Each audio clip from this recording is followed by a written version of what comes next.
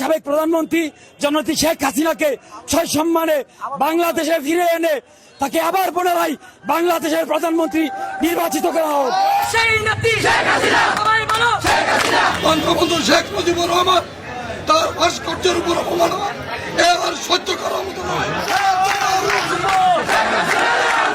যেই মানুষটির জন্য যে মানুষটিটাকে সারা বাংলা ঐক্যবদ্ধ হয়ে এই দেশকে স্বাধীনতা অর্জন করে দিয়েছে, সেই জাতি আজকে আমরা শিক্ষিত মেধা অর্জন করেও আজকে সেই ব্যক্তিকে আমরা অবমাননা করছি। প্রিয় সংগ্রামী সাথীরা, এই বাংলাদেশ আওয়ামী লীগ দীর্ঘদিনে এই পর্যন্ত শীতে ৫২ থেকে ৬৬, ৭৯, ৭০ এবং ৭১ দেশ স্বাধীনতার পক্ষ থেকে এই পর্যন্ত বারবার আওয়ামী লীগের দেশ স্বাধীন করেছে শুধু এই দলের মাধ্যমে।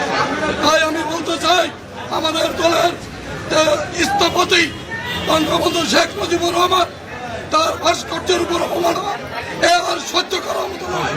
আজকে দেখা যায় বঙ্গবন্ধুর ভাস্কর্য ভেঙে এবং এক গোষ্ঠী যারা বিদেশের চক্রে পড়ে আজকে তারা সেই মূর্তি অপমান করছে, বঙ্গবন্ধুর ভাস্কর্য অপমান করছে। তাই আমরা আজকে যে জোর করে ক্ষমতা ত্যাগ করে ত্যাগ করে নাই, তাকে জোর করে ক্ষমতা হস্তান্তর করেছে।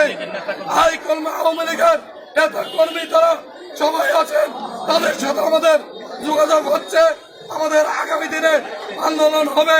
ডক্টর ইউনূসের চক্রান্তর মাধ্যমে মাননীয় প্রধানমন্ত্রী জননেত্রী শেখ হাসিনাকে গভীর ষড়যন্ত্র করে তাকে ক্ষমতাচ্যুত করার জন্য যে ষড়যন্ত্র শুরু হয়েছে, আমরা সেই ষড়যন্ত্রের বিরুদ্ধে ঐক্যবদ্ধভাবে জাজিরাতান আওয়ামী লীগ আজকের এই প্রতিবাদ সভা।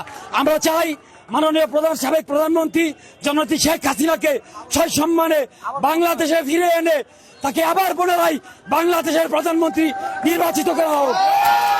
আমরা যতদিন পর্যন্ত জননেত্রী শেখ হাসিনাকে বাংলাদেশে ফিরে এনে না হবে, ততদিন পর্যন্ত আমরা শান্তিপূর্ণ কর্মসূচি চালিয়ে যাব। আপনারা দেখেছেন বিদেশি ষড়যন্ত্রের মধ্যে দিয়ে আজকে বাংলা যেই নির্যাতিত হচ্ছে বাঙালি জাতি।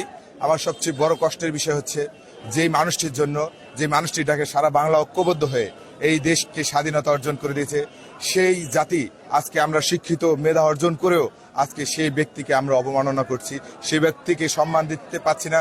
এর চেয়ে বড় কষ্ট একজন ছাত্রলীগের কর্মী হিসেবে, একজন ছাত্র হিসাবে আমার আর বড় বলার কিছু নাই। তাই আমি বলতে চাই, যারা এই ভুল করেছে তাদেরকে মেধাকে জাগ্রত করে, তাদের নিজের চিন্তা চেতনাকে জাগ্রত করে অবশ্যই বঙ্গবন্ধুকে শ্রদ্ধা সাথে স্মরণ করুক এবং তাকে সম্মান জানাক। এটাই আমার সাধারণ ছাত্রছাত্রীদের প্রতি আমার দাবি।